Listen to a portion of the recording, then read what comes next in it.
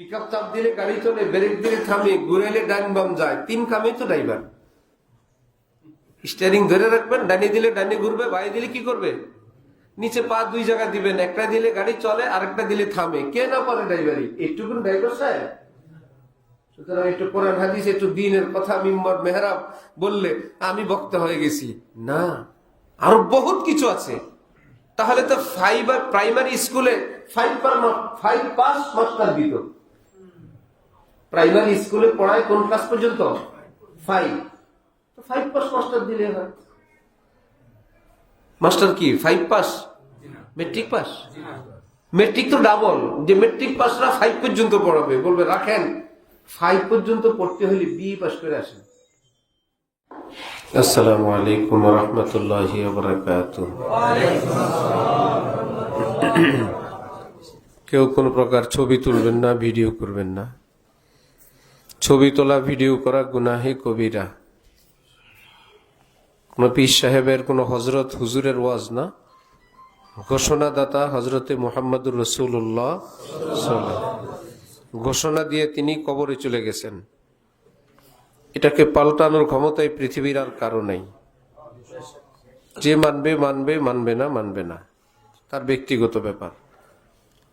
নামাজ 5 ওয়াক্ত ফরজ, এটাকে আর কমানোর বাড়ানোর অধিকার আছে কারো? কেউ পড়বে পড়বে না, তার ব্যাপার। কিন্তু নামাজ 5 ওয়াক্তের কম বেশ করার অধিকার কারোর। সুদ খাওয়া, ঘুষ খাওয়া হারাম, এই ঘোষণাওয়ালা নবী কবরে চলে গেছেন। এটাকে হালাল বলা যাবে আর?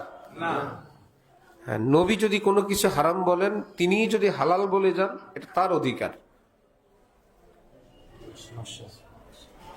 এরকম অনেক কিছু ছিল ইসলামে, শুরুতে জায়েজ ছিল, পরে না জায়েজ হয়ে গেছে।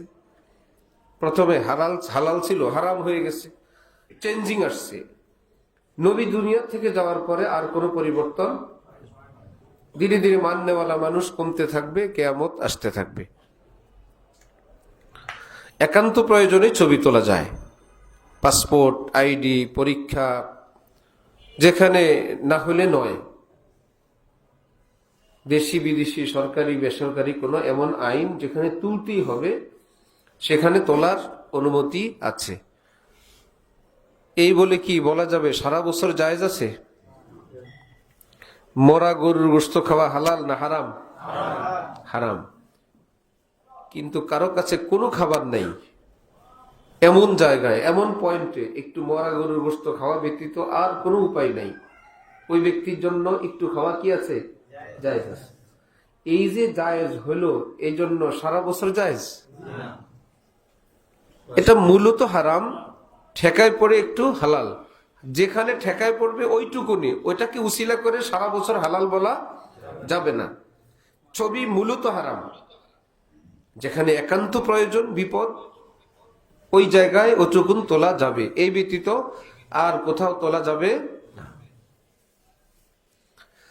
বাকি থাকলো ইসলামের প্রচার। ইসলামের প্রচার করতে হবে অন ইসলামী তরিকায় না ইসলামী তরিকায়? ইসলামের প্রচারও করতে হয় ইসলামী তরিকায়, কারণ ইসলামের প্রচার করাটাও ইসলাম। ইসলামের প্রচার করাটাও কি? এটা কি একটা সওয়াবের কাজ না? তাহলে এটা কি আমাদের পদ্ধতিতে হবে না ইসলামের পদ্ধতি? সওয়াব তো আমাদের কোনো পদ্ধতিতে হয় না। ইসলামের প্রচার করাটা ইসলাম এবং সওয়াবের কাজ। তাহলে সওয়াবের কাজটাকে আমরা বানাইতে পারবো? পারবো না। ইসলাম যদি বলে এটা সওয়াবের কাজ হবে, ইসলাম যদি নিষেধ করে দেয় আর হবে না, আমরা বানাইলে হবে না। বয়ান প্রচার করা যায় ছবিবিহীন, ইসলামের প্রচার হয়ে গেল। কারো কোনো চেহারায় তো এত নূর নাই যে আমার চেহারা দেখলে কেউ ইসলাম গ্রহণ করবে। নবীজির চেহারা দেখেও ইসলাম গ্রহণ করে নাই। মক্কা মদিনা এমন লোক ছিল না? ছবি দেখছিল না, সরাসরি। এর চাইতে আর কার পাওয়ার আছে? নবীজিকে সরাসরি দেখছিল, হেদায়েত জুটে নাই। আমাকে আপনাকে মোবাইলে দেখলে হেদায়েত পেয়ে যাবে? ওয়াজ পাঠায় দেন যেখানে হেদায়েত পাঠাইতে চান। ঠিক আছে, বাকি রইল উত্তর। একটা প্রশ্ন একটা থেকেই যায়, অনেক আলেমরা তো করে, একটা প্রশ্ন থাকে না, সেটার উত্তর হইল এর চাইতে বড় বড় আলেমরা করে না। কোন কোন আলেমরা করে, এর চাইতে বড় বড় আলেমরা। এবার আপনি যে হুজুরকে মানেন, ছোট আলেমকে মানেন বা বড় আলেমকে মানেন, আপনার ইচ্ছা। ছোট ডাক্তার বলল পেইন কিলার খেলেই ভালো হয়ে যাবেন, বড় ডাক্তার বলল অপারেশন লাগবে। আপনি কি বাড়ি গিয়ে বলেন কি করি? এক ডাক্তার বলে অপারেশন লাগবে না, আরেক ডাক্তার বলে অপারেশন লাগবে। বন্ধু বান্ধব ব্যয় সাহেব জিজ্ঞেস করলেন অপারেশন লাগবে না, কে বলছে? আমাদের বাসার সামনে যে ফার্মেসিতে বসে সে বলছে অপারেশন লাগবে না। আর অপারেশন লাগবে বলছে কে? ঢাকা মেডিকেলের অধ্যাপক, তিনি বলছেন অপারেশন লাগবে। বলবা আরে মিয়া, এই ডাক্তার আর সেই ডাক্তার দুজনের সঙ্গে মিলাইলেন, বড় ডাক্তার যেটা বলছেন সেটা করেন। ঠিক আছে, ডাক্তার দুইজন, এই বলে কি দুজন সমান না বেশ কম আছে? কারটা শুনবো, ছোটটা না বড়টা? বড়, তার কথাও বড়, সিদ্ধান্তও বড়, অভিজ্ঞতাও বড়, জ্ঞানও বড়, এই জন্যই তো বড়। তাহলে আলেম বড় মানে কি? স্বাস্থ্য বেশি, ওজন বেশি, হাত পা ডাবল ডাবল, না এলেম বেশি? খালি এলেম বেশি না, তাকওয়াও বেশি, এই জন্যই তো বড় আলেম। তাহলে যে বড় তার সিদ্ধান্ত বড়, এলেমও বড়, নূরও বড়, আল্লাহর নৈকট্য বড়। তাহলে মানতে হবে কি ছোটর কথা না বড়র কথা? হ্যাঁ, মহল্লার যে ডাক্তার সাহেব, এর দ্বারা কি উপকার হয় না? নাপা কিনবো, প্যারাসিটামল কিনবো, বাতের বড়ি কিনবো, সে যা পারে আমরা তার থেকে সেটা করব। কিন্তু অপারেশন করব কি করব না, এই সিদ্ধান্ত বাবা তোমার না, এটা অধ্যাপক লাগবে, প্রফেসর লাগবে, সিনিয়র ডাক্তার লাগবে। তাদের বিপরীতে যদি তুমি বলো আমরা তোমাকে সরি বলবো, তোমাকে বলবো তুমি তোমার জায়গায় থাকো, আমি বড় ডাক্তারের কথায় চিকিৎসা করব। এই কথা তো আর আমি চিকিৎসার জন্য বলি নাই, ইসলামের জন্য বললাম। ছোট আইনজীবী আইনজীবী, এখানে তো সব আইনজীবী। ছোট আইনজীবীও কি, বড় আইনজীবীও। তাহলে জটিল মামলার জন্য কাকে নিবেন, ছোট জনকে না বড় জনকে? তাহলে ইসলামের জটিল মাসআলায় ছোট হুজুরের কথাও শুনবো না বড় হুজুরের? কারণ বিষয়টা জটিল। এখানে রায় এখানে হবে না, রায় হবে কিয়ামতের মাঠে। কিয়ামতের মাঠের বিষয়। এখানে জেনতেন উকিল ধরলে, সেই উকিলের পালায় পড়লে বাবা মুশকিল। একদম যারা আইন বিশেষজ্ঞ, যাদের লেখায় আইন হয় এই রকম, এবং এর উপর আর নাই কেউ, আমরা আর কি করবো ভাই? এদের ফয়সালা শুনি, বাকিটা আল্লাহর হাতে। কোরআন শরীফে রব্বুল আলামিন বলেন আতিউল্লাহ ওয়া আতিউর রাসূল ওয়া উলিল আমরি মিনকুম। মক্তবে পড়ায় হুজুর, হেফজখানায় পড়ায়, নাম কি? হুজুর। মাদ্রাসার নিচের দিকে পড়ায়, ওনার নামও কি? হুজুর। বুখারী শরীফ পড়ায়, ওনার নামও কি? হুজুর। জাতীয় মসজিদ বাইতুল মোকাররমের খতিব সাহেবের নামও কি? সব হুজুর বরাবর না, মাশাআল্লাহ। উকিলও সব বরাবর না, ডাক্তারও সব বরাবর না, হুজুরও সব বরাবর না, ইঞ্জিনিয়ারও সব বরাবর না। ছোটখাটো ইঞ্জিনিয়ার, এমনকি কন্ট্রাক্টর, একতলা দোতলা তিন চারতলা বিল্ডিং কন্ট্রাক্টর করে ফেলে, আর ইঞ্জিনিয়ার লাগবে না, হয় না? হয়। আবার দুষ্ট ইঞ্জিনিয়ার, দুষ্ট ডাক্তার, এরকম ছোটখাটো কাজ করে ফেলে, হয়ে যায়। কিন্তু ভূমিকম্প আসলে দেখা যায় কন্ট্রাক্টরের বিল্ডিং কাইট হয়ে গেছে। সারা বছর ভালো ছিল, ভূমিকম্পে কন্ট্রাক্টরের বিল্ডিং কি হয়ে গেছে? ইঞ্জিনিয়ার কি বিল্ডিং করে শুধু বেঁচে থাকার জন্য না, যে এত মাত্রার ভূমিকম্প আসলে সেটার মোকাবেলা করার মতন বাহ্যিক যা যা দেওয়া দরকার সেটা দেয়। শুধু এতগুলো মানুষ থাকবে, ছাদটা ভেঙে পড়বে না, এইভাবে বিল্ডিং বানায় না। ভূমিকম্প আসলেও যাতে টিকে থাকে। ঠিক আছে? এইবার এই কজন কন্ট্রাক্টর আর ইঞ্জিনিয়ার যারা 6 তলা বিল্ডিং করে, একটা 24 তলা করবেন, ওই কন্ট্রাক্টর আর ওই ইঞ্জিনিয়ার কি দিয়ে করবেন? না বাবা, তোমরা 4-6 তলা করো করো, আমি এখন এটা 24 তলা করব, এটার হিসাব ভিন্ন। এখানে আমার বাংলাদেশের শ্রেষ্ঠ, লাগলে দুবাই থেকে, লাগলে বিদেশ থেকে আর্কিটেকচার আনবো, কন্ট্রাক্টর আনবো, এটা বিশাল ব্যাপার। এটা যদি বুঝেন 20 তলা 24 তলা নর্মাল কোন ইঞ্জিনিয়ারের কাজ হবে না। শরীয়তে পাকের জটিল কঠিন বিষয়ের সিদ্ধান্ত জটিল কোন মোল্লা মৌলবীর দ্বারাও হবে না। আল্লাহ পাক বলেন, আমি তাদের নাম রাখলাম উলুল আমর, নীতি নির্ধারণকারী, সিদ্ধান্ত দিতে পারে ইসলামে। ইমামতি, মুয়াজ্জিনিয়ার, ঘুরে ঘুরে ওয়াজ সবাই পারে। ইমামতি, মুয়াজ্জিনিয়ার, ঘুরে ঘুরে ওয়াজ। কারণ কি জানেন? ওয়াজ মাহফিলে যে কথাগুলো আলোচনা হয়, মাদ্রাসার লাইনে এগুলো হলো 1 থেকে 5 পর্যন্ত পড়া,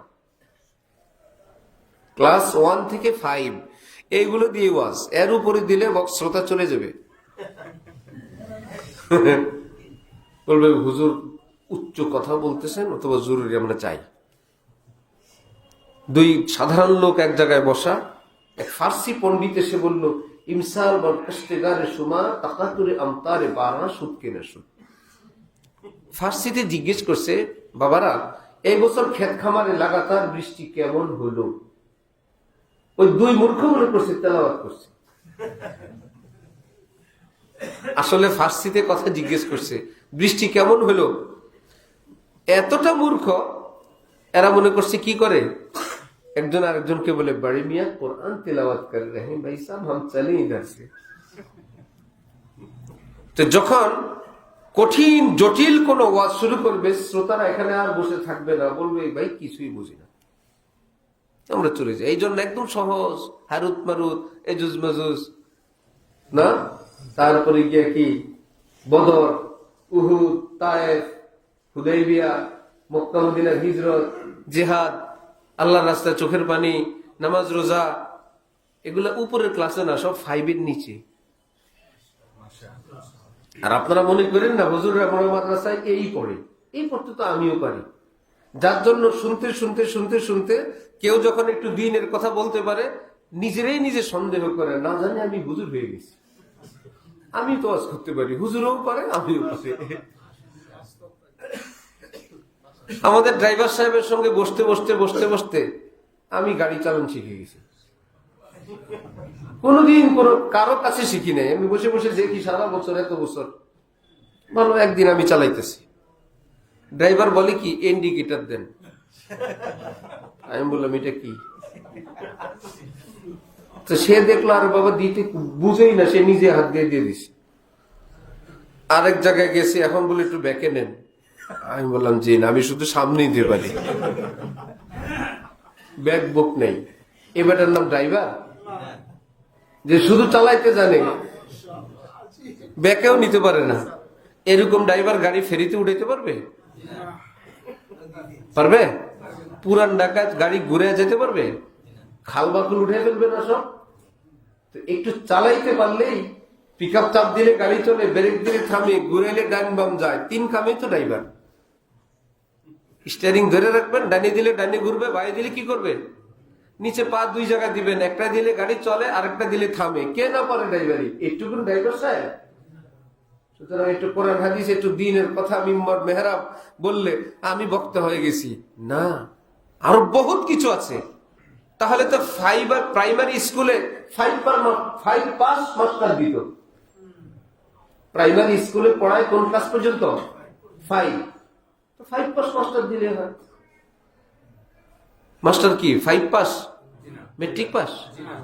মেট্রিক তো ডাবল, যে মেট্রিক পাসরা 5 পর্যন্ত পড়াবে, বলবে রাখেন 5 পর্যন্ত পড়তে হলে বিএ পাস করে আসেন। করলো বিএ পাস, পড়াবে 5 পর্যন্ত। এলএম থাকবে অনেক, ছাড়বে অল্প, কারণ পুরানা ছাড়তে গেলে বিপদ আছে।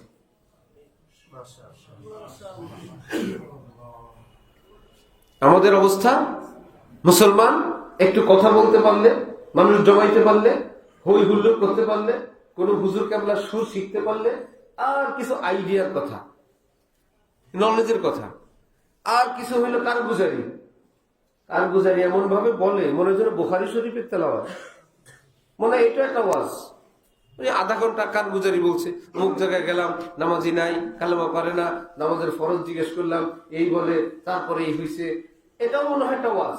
এটা বলতে পারে, উনি ওয়াজ পারে।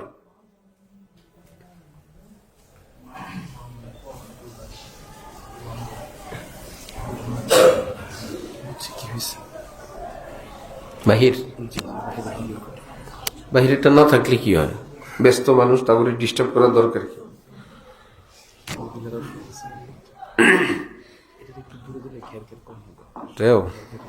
আমরা শুনলে আল্লাহ। তাহলে প্রাইমারিতে পড়ানোর জন্য কি 5 পাস না বিএ পাস? এটাকে বলে 10 मन 1 मन इल्म के लिए 10 मन अकल चाहिए। 1 मन इल्म रा 10 मन अकल बाया। इल्म যদি থাকে 1 मन, আকল দরকার 10 मन। এটাকে ব্রেক দিতে হলে, এটাকে কন্ট্রোল করতে হলে, ড্রাইভার খালি ড্রাইভার, রাস্তায় চাক্কা ফুটলে কি প্যাসেঞ্জার ঠিক করবে না ড্রাইভার সাহেব? সে তো বলে আমার কাজ আমি ড্রাইভারি করবো স্যার, আপনি আমার গাড়ি চালাইতে নিছেন, আপনার চাকা খুলতে আর পাল্টাইতে তো বলেন নাই। না, ড্রাইভারি করতে হলে প্রাথমিক ইঞ্জিনিয়ারিং জানতে হবে। জানতে হবে কিনা? অথচ সারা বছর ড্রাইভারি করতে সেটা লাগে না। বিপদে পড়লে চাক্কা খোলো, চাক্কা লাগাও। কোন জায়গায় কি সমস্যা হয়েছে, কোথায় পানি কম, কোথায় ইঞ্জিন গরম হয়েছে, কোন পয়েন্ট কোথায় উঠছে, সবটা জানার নাম ড্রাইভারি। খালি গাড়ি চালানোর নাম ড্রাইভারি না, না হলে সমান অ্যাক্সিডেন্ট করবে, গাড়ি বাস্ট হবে। দিনের কথা বলতে পারার নামই দিনের কথা বলা না। এটাকে সিকিউরিটি দিয়ে ডান বাম থেকে আমার কথার মাপ ঝোঁক, আমি শরীয়তে পাকের সীমারেখার মধ্যে আছে কি না জেনে বুঝে কথা বললে তার জন্য কথা বলা যায়। যে জানেই না আমি শরীয়তের ভিতরে আছি নাই, তার জন্য কথা বলা হারাম, গুনাহে কবিরা। কেন বলতে যাবেন আপনি? এত ডাক্তার তো দরকার নাই দেশে। ডাক্তাররা ডাক্তার থাকবে, বাকিরা রুগী হবে। এত আইনজীবী তো দরকার নাই। যারা আইনজীবী তারা তাদের কাজ করবে, অন্যরা তাদের সহযোগিতা নিবে। সারা দেশ তো ইঞ্জিনিয়ার হবে না।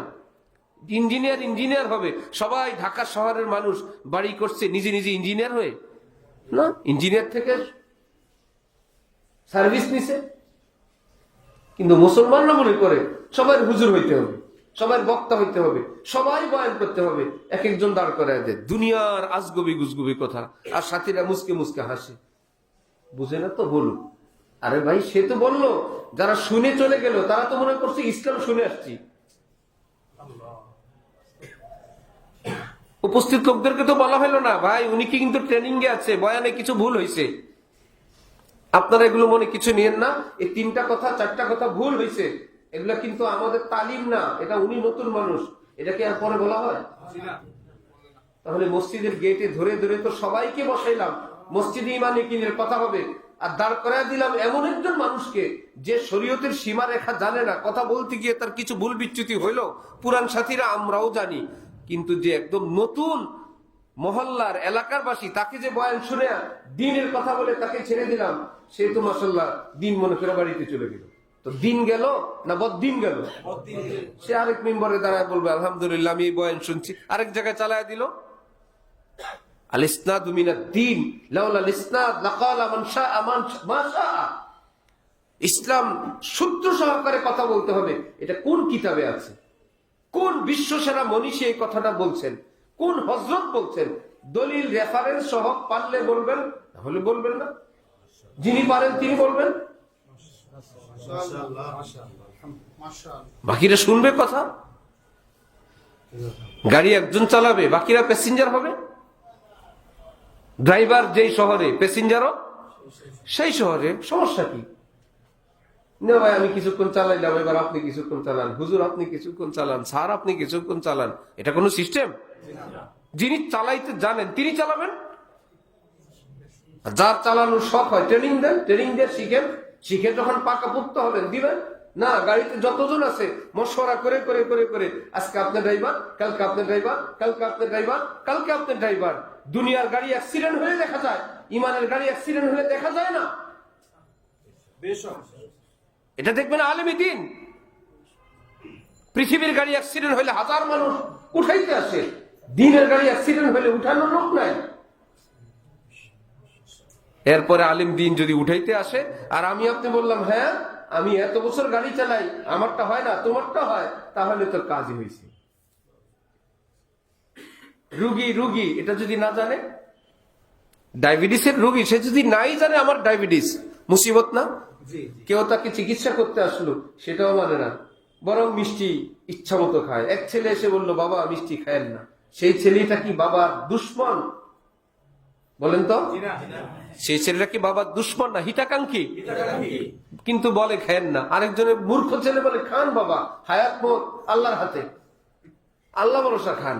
যে বলে আল্লাহ ভরসা খান, শুনতে তো শোনা যায় বড় আল্লাহ মানুষ, বাবারে আল্লাহ ভরসা আর মিষ্টি খাওয়ায়। আরেকটা ছেলে বললো খবরদার আব্বা মিষ্টি আপনার জন্য জায়েজ নাই, আপনার মিষ্টি দিবি না।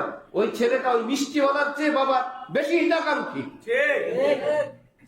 বাবার বেশি ভালো চায়। মিষ্টি খাওয়ায় বাবাকে শোয়ায় রাখবা, এর চাইতে মিষ্টি না খেয়ে বাবা সুস্থ থাকো। ছেলেটা জ্ঞানী, ছেলে শিক্ষিত, কিন্তু উম্মতের মধ্যে এত বেশি জজবা যে আমাদেরকে ব্রেক দিবেন না, যেভাবে দিনের খেদমত করি ডিস্টার্ব করবেন না। আবার ওয়াজ করে, কি ওয়াজ? রাজা তার কর্মচারীকে বাজারে পাঠাইলো একটা লিস্ট দিয়ে, এই সদাই নিয়ে আসো। ভালো, পথে গিয়ে দেখলো রাজার ছেলে পানিতে পড়ছে। ভাইয়েরা, কর্মচারী এখন কি করবে? রাজার সদাই আনবে না ছেলেকে পানির থেকে উঠাবে? বলেন, পানির থেকে উঠাবে না? এইবার রাজা কোনো সদাই পাতি করলো না, ছেলেকে পানির থেকে তুলে নিয়ে আসলো। রাজা কি কষ্ট পাবে না খুশি হবে? মাশাআল্লাহ, বাদ দাও সদাই পাতি, আমার একটা ছেলেকে তুমি পানির থেকে উঠায় নিয়ে আসছো, এটাই বড় কাজ করছো। সুতরাং এই দেখেন মূর্খদের ওয়াজ দেখেন। আল্লাহ আমাদেরকে ইসলাম নিয়ে পাঠাইছেন, ফরজ, ওয়াজিব, সুন্নত, মুস্তাহাব, জিকির, নফল, কোরআন, হাদিস, এগুলোর জন্য আল্লাহ পাঠাইছেন ঠিক। আমার ভাইয়েরা, এগুলোর জন্য মাদ্রাসায় বসে থাকলে, জিকির আজকার নিয়ে মসজিদে বসে থাকলে উম্মত জাহান্নামে যাচ্ছে।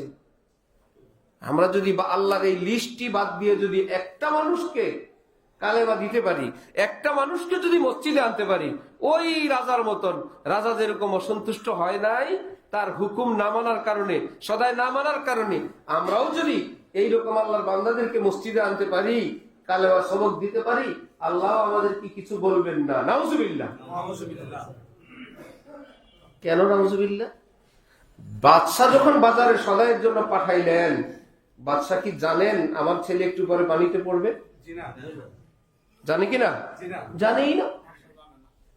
আল্লাহ পাক যখন আমাদেরকে শরীয়তের হুকুম দিয়ে পাঠাইলেন, 2026 সনে 5 ওয়াক্ত নামাজ ফরজ, নামাজের আগে পরে সুন্নত, ওয়াজিব, সব কিছু করবা।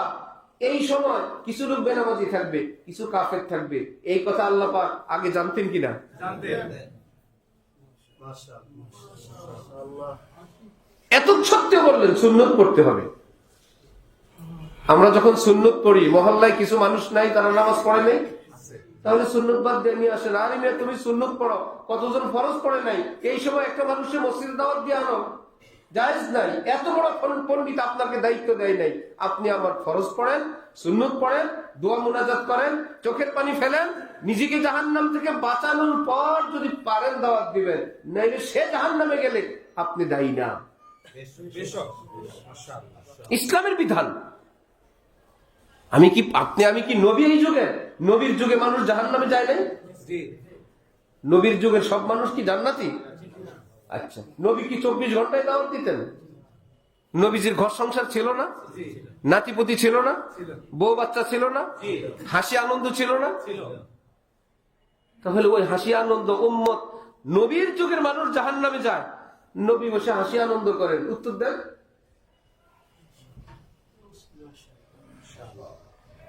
সব মানুষকে জান্নাতে নিতে হবে, নবীর জিম্মায়ও ছিল না। অথচ উম্মত বলে একজন জাহান্নামে গেলে নাকি ওনার কোনো আমল কবুল হবে না। উম্মত যদি কেউ জাহান্নামে যায়, কিয়ামতে ভাই উত্তর দেওয়ার কোনো ব্যবস্থা থাকবে না। বাবা রে, কেমন পয়গম্বর বাইরে হইছে উনি। একটা মানুষ জাহান্নামে গেলে ওনার কোনো আমল কবুল হবে না। হাজার হাজার কোটি কোটি মানুষ জাহান্নামে গেছে নবীর যুগে, সাহাবীদের যুগে, তাবিঈনের যুগে, ওনাদের জবাব দেওয়া লাগে নাই। আর এখন এই যুগে কেউ জাহান্নামে গেলে তোমার জবাব দেওয়া লাগবে। কোন কিতাবে আছে এই কথা? যার উম্মতের এত দরদ, তাকে যদি দাঁড় করায় বলা হয় শুনান সূরা ফাতিহা, ফাতিহা ঠিক হয় নাই। শুনান আত্তাহিয়াতু, না হুজুর চেষ্টা করছি।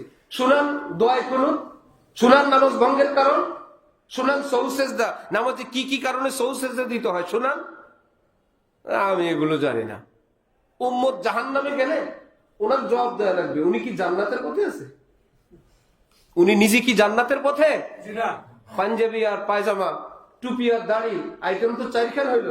পায়জামা, পাঞ্জাবি, টুপি, দাড়ি, আইটেম কয়খান? ইসলাম কি চারখানি?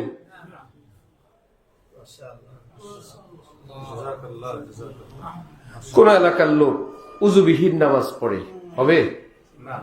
এক বেচারা উজু শিখাইলো তাদেরকে, ভাইয়েরা উজুবিহীন নামাজ হয় না, উজুবিহীন নামাজ হয় না, উজুবিহীন নামাজ খুব ফাইন, সব হবে না? হবে। এতটা ওনার কথায় উজু শিখলো, উজু 4 ফরজ, কিভাবে উজু করতে হয় সবাই শিখলো। শিখে টিকে সবাই এখন উজু সহকারে নামাজে আসছে, এর মধ্যে একামত দিয়ে দিছে। উনি ভাবলো, ভাই এত মানুষকে দাওয়াত দিতে গিয়ে আমার তো আর সুযোগ হয় নাই, আল্লাহ ভরসা। কারণ হাদিস শরীফ আছে, আমার বয়ানে যত মানুষ আমল করবে সমপরিমাণ নেকি আল্লাহ আমারও দিবে।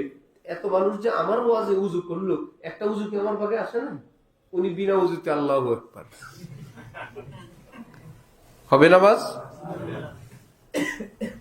উনি চিন্তা করলো, আমার একজনের যদি নামাজ নাও হয়, আল্লাহর রহমতে 50 জনকে তো উজু করাইছি,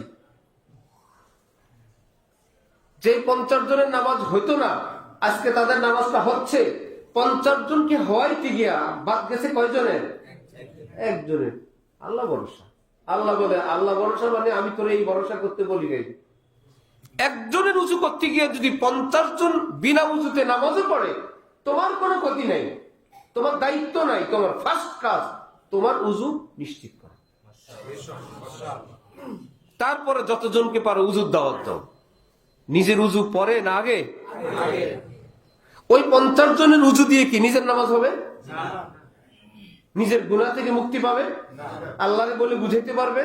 আল্লাহ আমি পারি নাই, ঠিক, আল্লাহ আমি 50 জনকে করাইছি। আল্লাহ বলবো, ওই 50 জনের সওয়াব এত বেশি না, তোমারটার সওয়াব যত বেশি। ওই 50 জন এত জরুরি না, তোমার উজু যত জরুরি। সারা দেশে মানুষকে কাপড় বিতরণ করে, নিজে লেংটা। জ্ঞানী মানুষ বলবো না বোকা বলবো? সারা পৃথিবীতে দিন বিতরণ করে, নিজের কাছে দিন নেই। সারা দেশে, দুনিয়ায়, মহল্লায়, পাড়ায় উনি দিনের ঠিকাদার। দিন আর দিন, দিন আর দিন, দিনেও দিন, রাতেও দিন। এতটা যে বউ বাচ্চারও খবর নেওয়ার টাইম নাই, এত বেশি দিনের খবর নেই। মুসলমানের প্রথম জিহাদ বদর, কঠিন বিপদ, অল্প কয়েকজন সাহাবী, কাফের মুশরিকদের বিশাল বাহিনী। হযরতে ওসমান রাদিয়াল্লাহু তাআলা আনহু আসছেন, জিহাদে যাবেন। নবীজি বললেন, ওসমান তোমার স্ত্রী অসুস্থ, তুমি বাড়িতে যাও, তার সেবা করো, তোমার জিহাদে যাওয়া লাগবে না। নবীজি বললেন, যাও। আল্লাহর উপর তাওয়াক্কুল নবীজি ছিল না? আপনি আমি কেন বলি, আসেন মিয়া, বউকে আল্লাহ দেখবেন, সুস্থতার মালিক আল্লাহ। নবীজি এই কথা জানতেন না, সুস্থতার মালিক আল্লাহ? কেন হযরত ওসমানকে পাঠাইলেন? বেশি বাড়াবাড়ি, বেশি সীমা লঙ্ঘন হচ্ছে ইসলামের নামে। নবীজি পাঠায় দিয়েছেন হযরত ওসমানকে, যাও স্ত্রীর সেবা করো। জিহাদের পর নবীজি বললেন, ওসমানের নিয়ত ছিল বদরে যাওয়ার, সুতরাং বদরি সাহাবীদের লিস্টে ওসমানের নাম দিয়ে দাও। বদরের সব আল্লাহ ওসমানকে দান করবেন। বদরের গনিমত ওসমানের জন্য রাখো।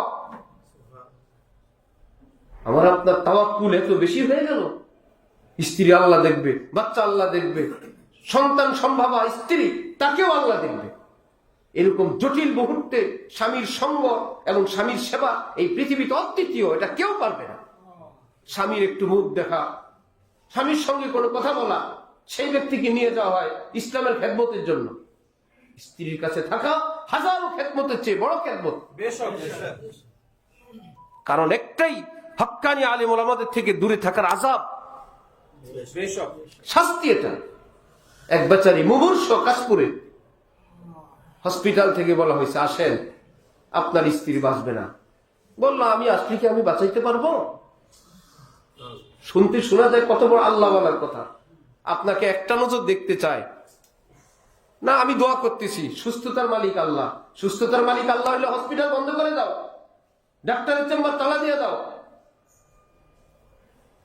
সুস্থতার মালিক আল্লাহ, কিন্তু সেবা চিকিৎসা করানো জিম্মাদার, দায়িত্বশীল, সেবা করা, ঔষধ সেবন করানো, ডাক্তার দেখানো সুন্নাত।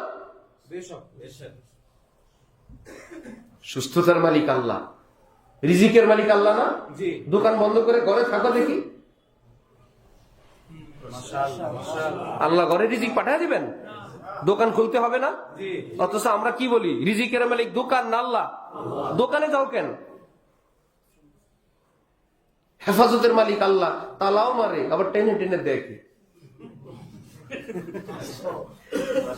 তালা মারে আবার কর্মচারী বা ছেলে মারলে বলু তিনোটা মারছস, উপরেরটা মেইনটা মারছস, মারছি টেনে টেনে দেখছস। তুমি না আল্লাহর উপর তাওয়াক্কুল ওয়ালা বুজুর্গ সাহেব, দোকান খুলে আসো দেখি কত বড় তাওয়াক্কুল। হক্কানি আলেম ওলামাদের থেকে দূরে থাকলে অ্যাক্সিডেন্ট যে কি হবে, গাড়ি যখন ব্রেক ফেল করে এটার কোন নিয়ম আছে? গাছের লগে খাবে না ব্রিজের লগে খাবে? একটা গাছের সঙ্গে আর একটা ব্রিজে, একটা খালে, একটা পুকুরে, একটা উল্টাবে, একটা মানুষের দোকানে উঠাবে, কারণ ব্রেক ফেল। উম্মত যখন আলেমদের থেকে বিচ্যুত হয়ে ব্রেক ফেল হয়, কোথায় গজব হবে এর কোনো শেষ নেই। শুধু ব্রেন, শুধু মাথা, মাথায় যা আসে তাই বলে, বুদ্ধিতে যা আসে তাই বলে। আল্লাহ আপনাকে কেমন লাগছেন? নবী জিজ্ঞেস করতেন তোমরা কেমন আছো? কে জিজ্ঞেস করতেন? নবী। নবীর চেয়ে উম্মত এখন আরো বেশি আগে গেছে। আল্লাহ আপনারা কেমন লাগছে? এই পৃথিবীর কোন কিতাবে নাই। উদ্দেশ্য হইল যদি বলি কেমন আছেন, সে বলবো ভালো আছি, আল্লাহর নাম তো নেই না।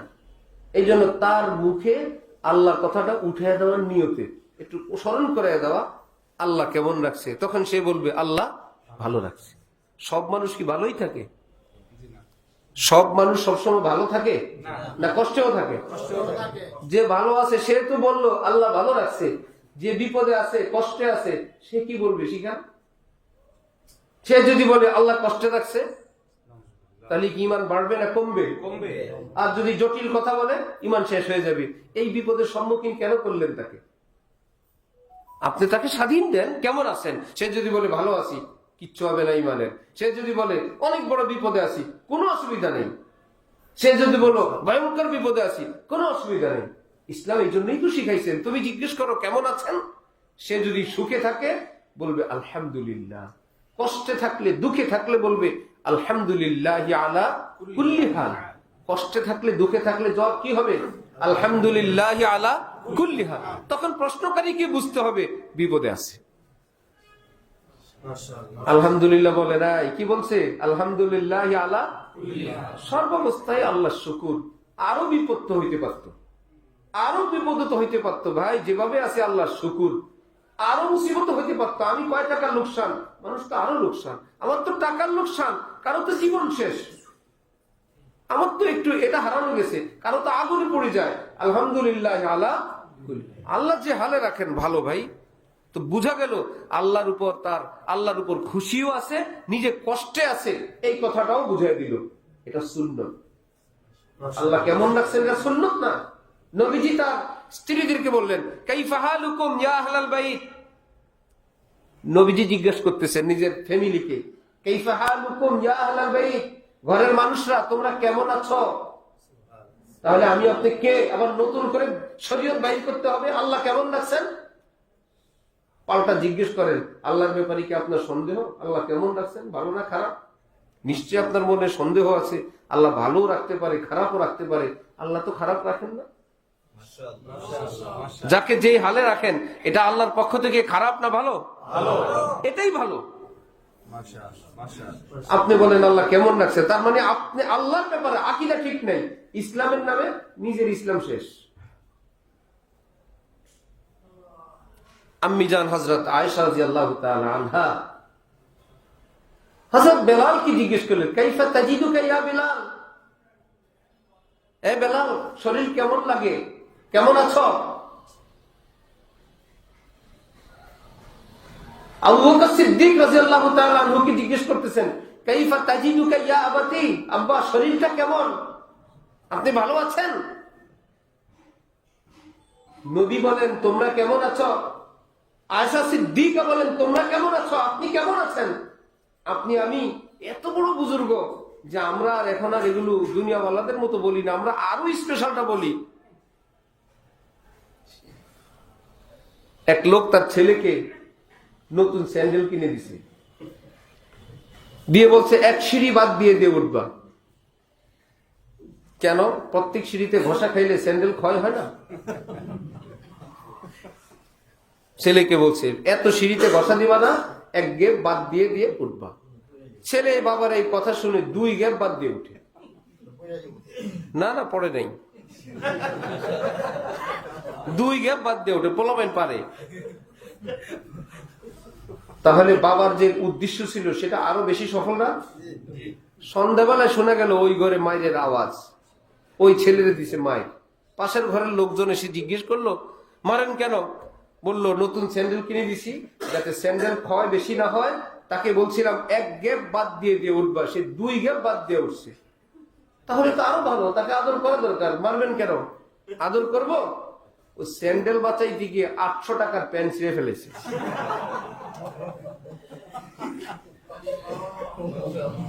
বুঝছেন? এবার বেশি বুজুর্গ হইতে গিয়ে ঈমান নষ্ট হয়ে যাবে। কেন আপনি ইসলামের নবীর থেকে আগে যাবেন কেন? আর মিজান হযরত আয়েশার থেকে আগে যাবেন কেন? নাকি ইসলাম একটু বেশি আমল করলে আল্লাহ খুশি হন? ফজরের নামাজ কালকা থেকে 4 রাকাত পড়েন, 4 রাকাত সুন্নত, 4 রাকাত ফরজ। কারণ 2 রাকাত পড়লে যদি আল্লাহ খুশি হয়, 4 রাকাত পড়লে ডাবল খুশি। সামনে রোজা আসতেছে, ইফতার করবেন এশার সময়, মাগরিবে ইফতার করলে যদি আল্লাহ খুশি হয়, এশার সময় ইফতার করলে তো আরো বেশি খুশি। খুশি হবে না গুনাহ হবে? ফজর বেশি পড়লে গুনাহ হবে, বিতিরের নামাজ 4 রাকাত পড়লে গুনাহ হবে, ঈদের দিন রোজা রাখলে গুনাহ হবে, ঠিক দুপুরে নামাজ পড়লে গুনাহ হবে। এগুলো কি একটাও গুনার কাজ? নামাজ পড়া গুনার কাজ, রোজা রাখা গুনার কাজ, লম্বা সময় আল্লাহর জন্য কষ্ট করা গুনার কাজ। গুনার কাজ শরীয়তের সিদ্ধান্তের বাইরে করলে গুনার কাজ। শরীয়তের বাতলানো সিদ্ধান্তের বাইরে বেশি পড়লেও কি গুনার কাজ, আপনার কাছেও গুনার কাজ। আপনি দর্জিকে বলে দিলেন, একটা জামা দিলেন, এই মাপে জামা বানাবা, কাপড় দিলেন, গিয়ে দেখলেন যা জালেম দর্জি, হাতার দিক থেকে আধা হাত বড়, নিচের দিক থেকে আধা হাত বড়, ঢোলা 4 আঙ্গুল করে, ডাইনি পায়ে বেশি। কিরে বাবা, কাপড় বেশি ছিল, আপনারা তার কম দেয়নি। আপনি যা চাইছেন তার থেকে কম দিছি, একটু বেশি দিছি না? আপনি খুশি হয়ে 2টা চুমা দিয়ে আসবেন তো, যে আমি তাহলে তোরে মাপ দিছিলাম কেন? মাপ দিছিলাম কাপড় কেটে ফেলার জন্য। আপনার এত দামি কাপড় আমি কাটবো? ভাবলাম কাপড় যতটুকুন আছে অতটুকুন হাতা বানায় দিই। আমি আপনি খুশি হব না কষ্ট পাবো? তোমাকে কাপড় দিছি, কাটতে বলছে আমার কাপড়, তোমাকে মাপ দিছি, ডিজাইন দিছি, এই বরাবর কাটবা মিয়া। আমি কাটলে খুশি হইতাম, না কাটাতে খুশি হই নাই। আল্লাহ কি আমাদের সামনে কোনো নমুনা দেন নাই? হযরতে পেয়ারা নবী মুহাম্মদুর রাসূলুল্লাহ সাল্লাল্লাহু আলাইহি ইফতার করো, আযান হয়ে গেছে, এখানে দরবেশি করবে না, ইফতার করলে আল্লাহ খুশি। এই বরাবর কাটতে বলছি, রোজা কাটতে দিছি। সুবহানাল্লাহ। বুজুর্গি দেখে লম্বা করে নাই, 2 রাকাতের পরে ফজর সুন্নত ফরজে সালাম ফিরাইতে বলছি, বুজুর্গি দেখে 4-6 রাকাত করে নাই, কেটে দিছে, আল্লাহ খুশি হবে। তাহলে শরীয়তের সেই মাপ সীমা রেখা কোথায়? স্কুল কলেজ ভার্সিটিতে জানবো না আলেমদের কাছে জানবো? আলেমকে আলেম বলে কেন? হাতে পায়ের কারণে না এলেমের কারণে? আলেমকে আলেম বলে কি কারণে? এলেমের কারণে। এখন যদি কেউ বলে আলেম ভালো লাগে না, তাহলে কি হবে? এই মানুষটার চেহারা সুরত হাত পা ভালো লাগে না, এটা হবে না এলেম ভালো লাগে না? আলেম ভালো লাগে না আর অর্থ কি হবে? তার হাত পা চেহারা না এলেম? কারণ আলেমকে আলেম বলে এলেমের কারণে। আর আপনি বললেন আলেম ভালো লাগে না, আপনার ভালো না লাগাটা গিয়ে কিসের উপর পড়লো? এলিমের উপর। এলিমটাকে আলিমের বাবা না আল্লাহ? আল্লাহ জিনিস ভালো লাগে না। আল্লাহ আমাদেরকে দ্বীনের সহি বুঝ দান করেন। হক্কানি আলিমদের অনুসরণ ব্যতীত, ইত্তেবা ব্যতীত হক নাই। নবীজির যুগে মসজিদ বানাইছিল, মসজিদ খারাপ জিনিস? নবীজি গিয়ে মসজিদটা ভেঙে দিয়েছেন। নবীর কাম মসজিদ ভাঙ্গা? কোরআন শরীফে আল্লাহ পাক বলেন ওয়াল্লাযীনা ইত্তাখাযু মাসজিদান যিরারা, মসজিদ বানাইছিল। আপনি থাকতে আপনার সিদ্ধান্তের বাইরে মসজিদ মসজিদ না, ভাঙেন। আপনি আছেন, আপনার সিদ্ধান্তের বাইরে কিসের মসজিদ? এটা ষড়যন্ত্রের মসজিদ, এটা মসজিদ না। কিয়ামত পর্যন্ত হক্কানি আলিমদেরকে বলা হয় নবীর নায়েব। আমি আপনি নামাজ পড়বো, আলেম যদি বলে হয়েছে হয়েছে, যদি বলে হয় নাই হয়নি। আশ্চর্য। রোজা রাখবো, সওয়াব হয়েছে, আলেমরা যদি বলেন সহি হয়েছে হয়েছে, যদি বলে হয় নাই হয় নাই। কি ব্যাপার? এই কাজের দায়িত্বই তাদের। মুরব্বীদের জানা থাকবে, বেশ কয়েক বছর আগে গরুর গোশত নিষিদ্ধ হয়েছিল বাংলাদেশে, মনে আছে? কি গরুর শরীরে কি একটা রোগ পাওয়া গেছে, কি জানি, অ্যানথ্রাক্স। সত্যি করে বলেন, আপনারা কেউ ওই রোগটা দেখছিলেন? আমরা কেউ দেখছিলাম? এই যে গরুর শরীরে অ্যানথ্রাক্স পাওয়া গেছে, ডাক্তাররা বলছে অ্যানথ্রাক্সের অস্তিত্ব আছে, সারা বাংলাদেশে গরুর গোশত নিষিদ্ধ, ভালো খাই না। ডাক্তাররা আবার বলছে এখন আর নাই, খান। আবার শুরু করে দিছি। কেউ তো বলেন নাই কোনো অ্যানথ্রাক্স তো নাই, আমরা তো দেখি না ভাই, আমরা দেখার যন্ত্রই নাই, বিদ্যাই নাই, বুদ্ধি নাই। যারা জানে তারা বলছে আছে, খাই না। যারা জানে তারা বলছে এখন আর নাই, আমরা খাই। চিকিৎসায় যদি ডাক্তারের কথা মানতে পারেন, আঙ্গুল ফেলতে পারেন, পা কেটে ফেলতে পারেন, ওপেন হার্ট সার্জারি করতে পারেন, পিত্তথলির অপারেশন করতে গিয়ে থলি ফেলায় দিতে পারেন, আর যদি বলেন না ভাই আমার জান বাঁচানোর জন্য এটা করছেন, আমার ভালোর জন্য করছেন, আলেমী দ্বীনকে, ইসলামকে এইটুকু আস্থা রাখা চাই, আমার আল্লাহ বলছেন ফজরে উঠতে হবে, নিশ্চয় আমার ভালোর জন্যই বলছেন। রোজা রাখতে বলছেন ভালোর জন্যই বলছেন। আলেমী দ্বীনের সিদ্ধান্ত আল্লাহর সিদ্ধান্ত, ইসলামের সিদ্ধান্ত। মনে করে আলেমও পারে, আমিও পারি। আলেমও কথা বলে, আমিও কথা বলি। কোন এক মাদ্রাসার ইমাম সাহেব হুজুর বাড়িতে যাওয়ার সময় ছাত্র দিয়ে গেছে ইমামতি করতে। এলাকার লোকজন জিজ্ঞেস করছে আপনি আলেম হইতে আর কয় ক্লাস? বললো ইমাম সাহেব হুজুরের সমান হইতে আর 2 ক্লাস। তো ইমাম সাহেব আসলে এলাকার লোকজন বললো আপনার ছাত্র নাকি আর 2 ক্লাস পরে আপনার সমান?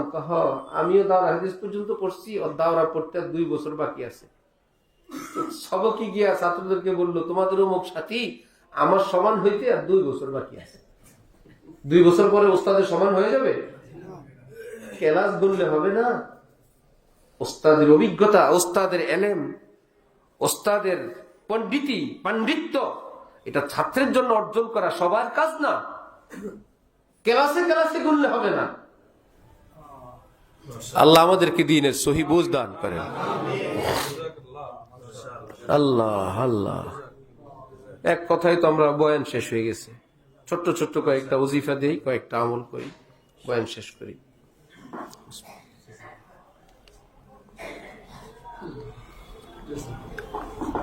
কয়টা বাজে? মাশাআল্লাহ, অনেক টাইম হয়ে গেছে।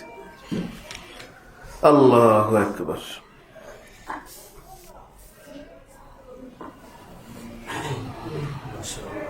ইমাম শাহ ওলিউল্লাহ মুহাদ্দিস দেহলভী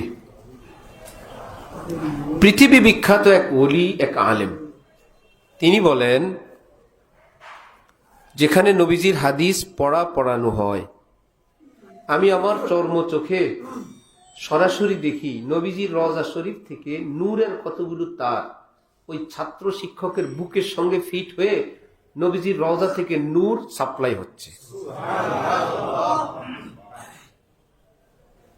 বুঝতেছেন?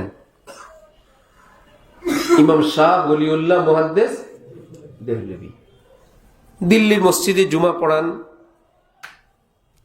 মুঘল সম্রাটটা ওনার মুসল্লি। রাজা বাদশাদের বাহাদুরি থাকে, বীরত্ব থাকে, প্রভাব প্রতিপত্তি থাকে। ওটাকে সোজা করার জন্য মাঝে মাঝে বলতেন, দিলে দারাম জওয়াহির পারায় ইশকাস্তে তাহভিলাস কেদারাত জের গর্দুমির সামানে কে মন্দারাম। রাজা বাদশারা, তোমাদের কিছু ক্ষমতা, কিছু সৈন্য, কিছু অস্ত্র, কিছু পয়সা, প্রভাব, প্রতিপত্তি আছে, সবটা নিয়ে মোকাবেলা করার জন্য আসো।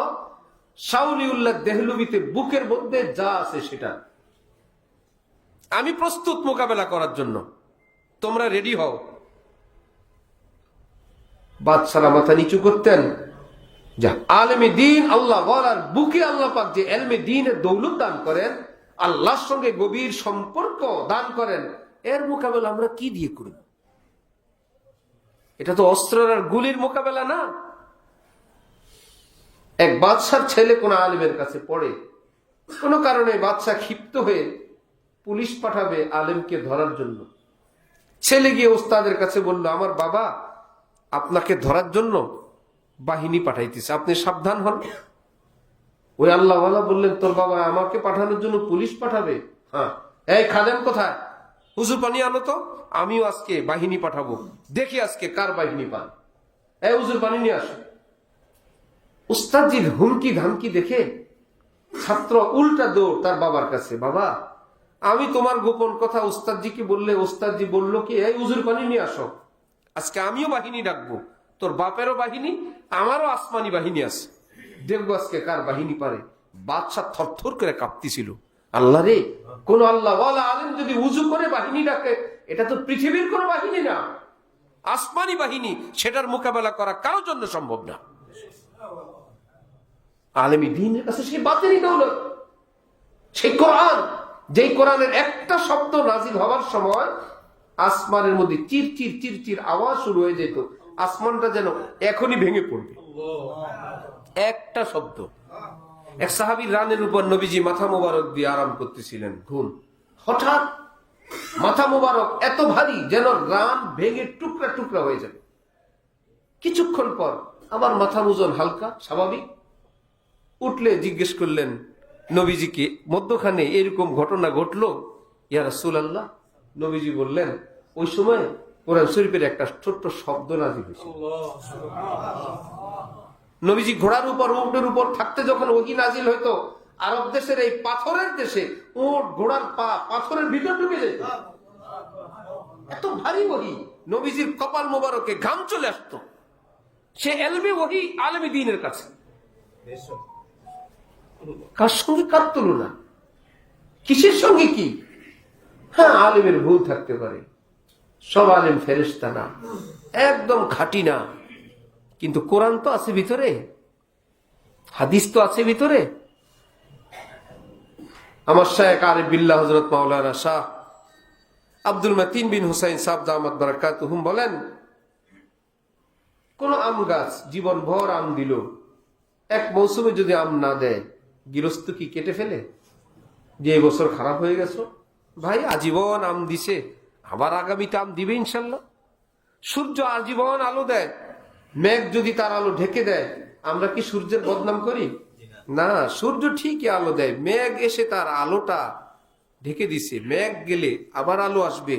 কোন আলেমী দ্বীন থেকে যদি কোনো ভুল বিচ্যুতি এমন হয়ে যায়, আলেম ওলামারা বলেন অপেক্ষায় থাকো, এই মেঘ কেটে যাবে, আবার এলমের আলো উম্মতকে বিতরণ করতে থাকবে ইনশাআল্লাহ। কারণ তার কাছে তো এলমী দ্বীন হইতে পারে। এজন্য যদি এইরকম কোন পরিস্থিতি হয়, তাহলে আমরা আলেম আলেম তখন কাকে মানবো? ছোট আলেম না বড় আলেম? এটাই নিয়ম। আবার যদি হয় দুনো দিকেই বড় আলেম, কি মুশকিল?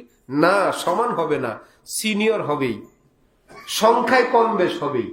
ডাক্তার একা সিদ্ধান্ত দিয়ে যদি কুল না পায়, ডাক্তারদের বোর্ড বসে, সবাই বলে ভাই 5 জন ডাক্তারের বোর্ড, তাহলে এখানে ভুল হওয়ার সম্ভাবনা কম।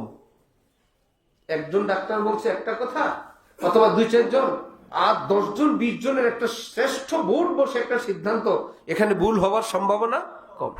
আমরা যে হানাফি মাযহাব, আমাদের মাযহাব যে শ্রেষ্ঠ, 2 কারণ। একটা হলো একমাত্র ইমাম আবু হানিফা তাবিঈ, তিনি সাহাবীর সাক্ষাতে ধন্য মানুষ, এক। দ্বিতীয় কারণ হলো ওনার ফতোয়া ফারায়েজ গুলো একা সিদ্ধান্ত ছিল না, সেই যুগের পৃথিবী বিখ্যাত 40 জন আলেমের একটা ফেকা বোর্ড ছিল। 40 জন আলেম মিলে রিচার্জ করে একটা সিদ্ধান্ত দিতেন। তাও সিদ্ধান্ত কি জানেন?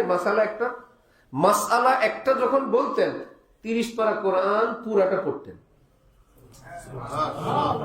পুরাটা হাদিসের ভান্ডার রিচার্জ করতেন, পক্ষে বিপক্ষে কি আছে দেখার পর নবীজির সিরাত মোবারক দেখতেন, কোরআন শরীফ আয়াত নাজিল হওয়ার প্রেক্ষাপট দেখতেন, কোরআন শরীফের অর্থের অনেকগুলো ধরন আছে সেটা দেখতেন, সাহাবীদেরকে দেখতেন। সবটা দেখার পর একটা মাসালা বলতেন। 12,70,000 মাসালা উম্মতের জন্য এভাবে রেখে গেছেন। এক বর্ণনায় 40, আরেক বর্ণনায় 45 বছর একটানা এশার উজু দিয়ে ফজর পড়তেন। কারণ প্রতিদিন 2 রাকাত নামাজে 1 পারা 30 পারা কোরআন এক খতম দিতেন প্রতিদিন নামাজে। ইমাম মুহাম্মদকে কেউ বললো, ওনার ছাত্র, তোমার হুজুর ঘুমান না রাত্রে? ইমাম আবু হানিফা ঘুমান না? ইমাম মুহাম্মদ বললেন, আরে মিয়া, ইমাম আবু হানিফা ঘুমান না, জেগে থাকেন, উম্মতে মুহাম্মাদিয়ার ঘুমের ব্যবস্থা করতেছেন। উনি ঘুমায় গেলে উম্মতে মুহাম্মাদিয়া ঘুমাইতে পারবে না, মাসালা উদ্ধার করতে পারবে না। আলেম ওলামার আজকের তারা কি করেন জানেন? ওই উদ্ধার করা মাসালা গুলো বয়ান করেন, উদ্ধার করে না, নিজেরা কোরআন হাদিস থেকে আবিষ্কার করে না, যেগুলো আবিষ্কার করে রেখে গেছেন এগুলো বলে। যেমন MBBS ডাক্তাররা কি ওষুধ বানায়? বড় বড় ডাক্তাররা যে ওষুধ লিখে রাখছে ওগুলো মুখস্থ করে, নিজেরা লেখে না কিছু, যা অন্যরা লিখে রাখছে সেটা মুখস্থ করে, এর নাম আলেম। তাহলে আলেমের অর্থ যদি হয় যে ভাই এলেম কালাম ডাইরেক্ট বানায় না, কোরআন হাদিস থেকে যেগুলো বানানো আছে সেটা মুখস্থ করে, এই লোক আলেম। আমরা যারা আলেম না, আমাদের কি আছে কিছু? ইমামে রব্বানী হযরত রশিদ আহমদ গঙ্গুহি পৃথিবী বিখ্যাত এক আলেম, এতটা বড় আলেম, ওনার যুগে পুরা দুনিয়ায় ওনার চেয়ে বড় আলেম আর ছিল না। এবার বুঝেন কত বড় আলেম। উনি বলতেন, আল্লাহর কসম, এলেম বলতে 1 হরফ পরিমাণও আমি শিখতে পারি নাই।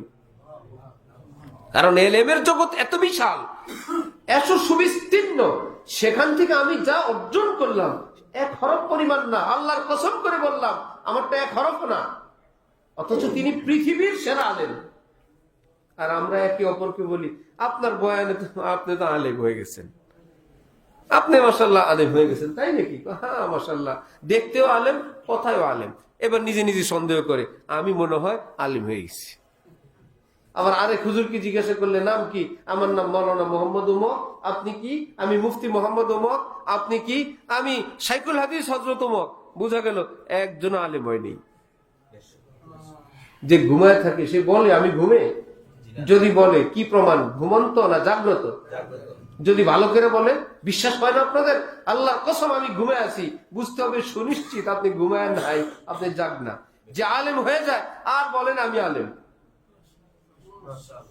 যে সত্যিকার আলেম হয়ে যায় আর বলতে পারে না আমি আলেম। আমি ভাই জাহেল, আর বেশি বেশি বলে আমি তালেব এলেম, আমি একজন ছাত্র। আলেম ভাই আমি আলেম না, আমি ছাত্র।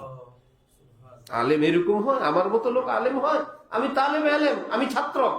আর যে নিজেকে বলে আলেম, এটাই প্রমাণ আলেম না। তাহলে আলেমের এই অবস্থা হলে আমাদের অবস্থা কোথায়? আমরা এখন স্বাধীন, আমরা এখন এতটা স্বাধীন, দেশ স্বাধীন হয়েছে, আমরা তো আল্লাহর দিন থেকে স্বাধীন হই নাই, আমরা তো আল্লাহর গোলাম। কি ভাইয়ের, আমরা কি? সূরা ফাতিহার মধ্যে ইয়াকা না'বুদু সবাই পড়ি কিনা?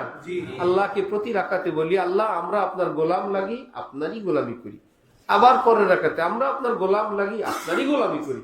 আল্লাহ আপনার গোলামি থেকে ছুটি নাই, আপনি মালিক, আমরা আপনার গোলাম। গোলামের কাজ মালিক যা বলে তা করা, নিজের সিদ্ধান্ত গোলামের কাজ না, নিজের রুচি নিজের পছন্দ গোলামের কাজ না, বরং মালিকের পছন্দ মালিকের সিদ্ধান্তই মানা, এটা গোলামের কাজ। আমাদের ইজ্জত গোলামির মধ্যে, আল্লাহর গোলামির মধ্যে আমাদের ইজ্জত। সেজদাতে করি, আমরা কি নিজে বড় হই না ছোট হই? এর চাইতে আর ছোট হওয়া আছে? কপালটা মাটিতে লাগাই দিলাম, একদম আস্ত কপাল মাটিতে লুটাই দিলাম। আল্লাহ পাক বলেন, নবীজি বলেন, আমার বান্দা এত ছোট হইল আমার সামনে, কপালটা মাটিতে দিয়ে দিল, আমি তাকে ছাড়বো না, আমার বান্দাকে আমি সম্মান দিব না, বান্দার কপালের নিচে আমি আল্লাহ আমার কদম বিছাই দিয়ে দিব। নে বান্দা আমার কদমে সেজদা কর। বান্দার কাজ ছোট হওয়া, আল্লাহ বান্দাকে বড় করবেন। আর যে নিজে বড় হইতে চায়, আল্লাহ পাক আমি তার গর্দান উড়িয়ে দিব, জাহান্নামে নিক্ষেপ করব, বেইজ্জত করব। নিজে বড় হইতে চাইলে আমরা গোলাম, আমরা গুনাহগার, আমরা পাপিষ্ট, আমরা না জানা পার্টি, এটাই আমাদের সম্বল, এটাই আমাদের ঐতিহ্য, আমরা মুসলমান। মনে থাকবে ইনশাআল্লাহ। আল্লাহ আমাদেরকে তৌফিক দান করে। ছোট্ট ছোট্ট কয়েকটি আমল রাসূল সাল্লাল্লাহু আলাইহি ওয়াসাল্লাম এরশাদ করেন, কোন মানুষ যদি সকালে 10 বার, সন্ধ্যাবেলায় 10 বার দুরূদ শরীফ পাঠ করে, কিয়ামতের দিন ওই উম্মতকে নবীজি সুপারিশ করে জান্নাতে নিয়ে যাবেন। আরেক হাদিস, কেউ যদি 5 ওয়াক্ত নামাজের পর একবার করে আয়াতুল কুরসি পাঠ করেন, নবীজি ইরশাদ করেন আমার এই উম্মতের জান্নাতে যাওয়ার পথে একটি ওয়াল বাকি, মৃত্যুর ওয়াল, এটা পার হইলে জান্নাতে ঢুকবে। তৃতীয় হাদিস, নবীজি ইরশাদ করেন যে ব্যক্তি প্রতিদিন 100 বার লা ইলাহা ইল্লাল্লাহ এই আমল করবে, কিয়ামতের দিন তার চেহারা পূর্ণিমার চাঁদের মতো নূরে আলোকিত হয়ে থাকবে। আল্লাহ আমাদেরকে তৌফিক দেন, আল্লাহ আমাদেরকে কবুল ফরমান। ওয়া আখিরু দাওয়ানা আনিল হামদুলিল্লাহি রাব্বিল আলামিন।